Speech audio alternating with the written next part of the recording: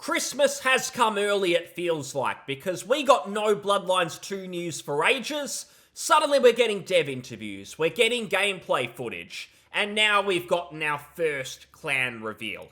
At least it would feel like Christmas if the game was actually looking good. Instead, it's an absolute mess, a joke, we must have been very bad, Santa's put coal in our sacks. But we've got the comedy show at least. We've got Chinese Room developing, Paradox are at the helm publishing, so we know at the least it's going to be something to laugh at, and there's more of that today. I was actually debating talking about this clan reveal because it is so pathetic that you could blink and miss it. But I've actually found some more information since the initial video came out the other day. So there's a little bit to go over, and it does not disappoint depending on what you want out of this. If you're looking for a quality RPG, if you're looking for the next Elden Ring, the next Baldur's Gate 3, then I've got some NFTs to unload on you. But if you're looking for something to laugh at, this could be pretty good. The first clan reveal is the Brujah, or the Brujah, or whatever it was called. It's been a while since I've played the first game. If Chinese Room can be incompetent, so can I. But the first playable clan, they've come out and said, "Good evening, Kindred. Today the countdown begins. We're revealing the first of 4 playable clans, available at release in fall 2024 in Bloodlines 2. Following launch, 2 additional clans will be made available in DLC, one giving you a new way to experience the game, and another offering a completely unique Seattle story." Don't you just love it when a game's not even out? It's been in development hell. They announced this years ago, getting our money via pre-orders, they demanded our money, and still, after all this time, they aren't even trying to sell us on just the product that people have paid money for at this stage. They're still talking about additional purchases in the future. If there's 6 clans in total, including the DLC, and we only get 4 at the start, basically they're saying, hey, a third of the game's going to be missing, you're going to have to pay extra for it, even though this is going to be a full price game. That surely shows confidence in the product, right? If they can't even talk about what they're delivering, they're already talking about you spending more money down the track. So we're off to an absolutely fantastic start. They do say that no huge surprise in which clan's boot is kicking open the door first. Don't get too comfortable though, there's always something unexpected in the world of darkness. If this game was actually good, that would be a big surprise. They would sweep me off my feet if that was the case. But they've got the video of the first clan reveal, and we're going to watch it because we're going to be in for something very, very interesting here.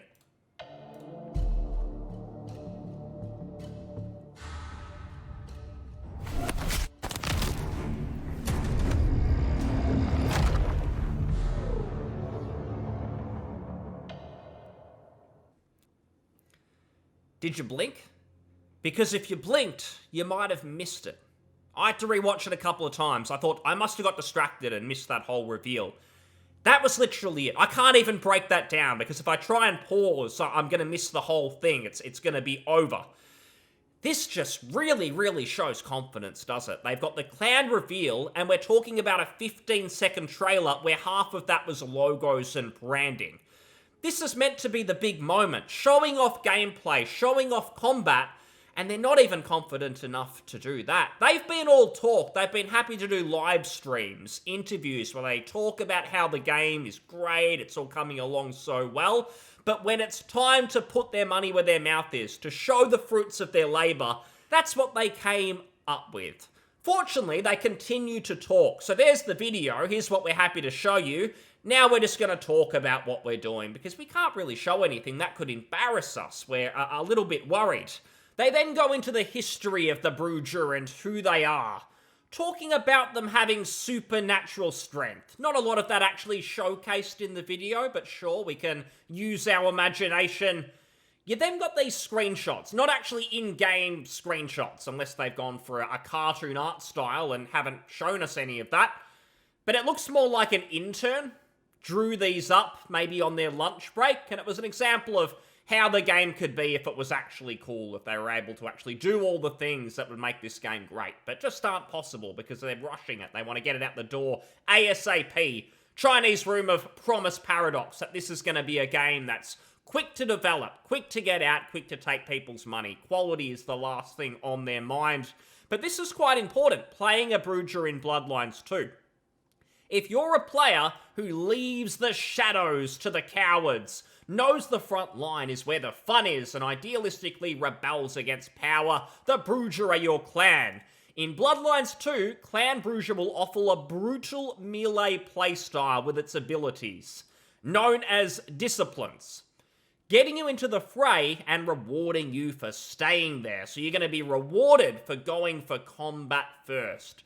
Don't go for stealth, don't go for persuasion, talking yourself out of situations if you want to be a Brujah, because you will be rewarded, apparently. And this has all been exemplified in the video. So supposedly that 15 seconds showed this all off. It gave us a real breakdown on what we can expect. I've got to be honest, this next part really makes it clear. They say that our Brujah uses charge to gain a burst of momentum. Grab an enemy, drag them with you, and body slam them into a wall. Now, if we look at this video again, and we look at exactly what's going on. Crack the neck, body slam it into the wall. I honestly think that this is the only piece of combat that they've actually crafted, because they're so specific here about grabbing an enemy, dragging them, body slamming them into the wall, and then that's exactly what they showed us. That was all they had to offer. That 10 seconds or so, slamming them into the wall. Nothing else, not even just punching, general combat. I think this is all they've actually developed, is this one move. And they've sat there, they've given themselves a round of applause. We've actually created something. Let's get it out there so people can see that we're not just sitting on our asses like the last studio who were not able to put a game together. We need to be different. This is what we've got. This is what they've got to show for it. They then say, don't assume you're limited to charging just one enemy either. So I was wrong, because they've created the ability to charge, but you can also charge more than one. Wow, there's going to be a lot to do in Bloodlines 2. They then say that in early 2024, we will be back with a complete list of Brujah discipline powers you'll be able to use in-game, because they haven't created them. They're not ready yet. They've got no idea. This is probably the first thing they've done. They've got it out there, and they're scrambling to come up with anything more. So even though this game is 12 months away at the most from releasing, they are still struggling. It's not all together, and they're just polishing, trying to iron out the bugs. There are fundamental gameplay decisions that have not been made or crafted yet. That is what it sounds like. I don't know that for sure, but read between the lines. Why are they talking about one specific mechanic if they have loads more? Surely they'd be hyping all of this up. You've got another cool image of fire, it looks like. Face a bit blurred. Blue hair. But you've got the jacket, you've got the pants, you've got the boots. Cool. And then they talk about what's next. Brujah is the first of 4 clans available at release in fall 2024. Next week we'll be back with the second clan. We're going to have more. Is this going to be 15 seconds, or are they going to double it? Are we going to get 30 seconds next time? Who knows? They're going to have a break for Thanksgiving, and then they'll come back with another clan. So over the next month or so, we'll be seeing a few of these shown off. If we look and discuss, this is all through Steam that we're looking at now. So we can actually see some opinions from fans, and surely people are going to be getting excited. What they've shown off, this is incredible. They've exceeded expectations. All my doubts, my worries have been resolved. Apparently not. Not inspiring. Absolutely, someone says. The Brujah are more than just combat mechanics. I don't like where this is going. Why the fuck was this a video 15 seconds? So the game isn't close to being out yet, and we already know some clans are behind DLC paywalls. You've read my mind. This is what I'm saying, that the game isn't even ready. They can barely show it, and they're still trying to sell us more. They still care about more money. No, the $60, $70, that's not enough. Some of you have already pre-ordered. We need to start talking about what else we're going to sell you. You can't even design one clan. You've proven it. I'm sure you'll deny it if you're called out on it. But 15 seconds, one mechanic, one combat mechanic. They're probably so proud because all of their other games have been walking simulators. This is very new for them. They feel like they've done such a great job, but you go to any other studio who makes games with actual gameplay, That is just something that happens. Now, I've said this before, but I'm seeing so much online, on the Vampire subreddit, on the Steam forums, so many people nostalgic for the Hardsuit Labs version. You have to massively screw up to a tremendous extent to have people going back to that game and going, oh, why can't we get the Hardsuit Labs version? Come on, guys. Doing some research, people do need to keep in mind that Hardsuit, or at least Paradox on behalf of Hardsuit, hired a professional fixer of the game industry, someone to go in who specializes in titles that are in development hell.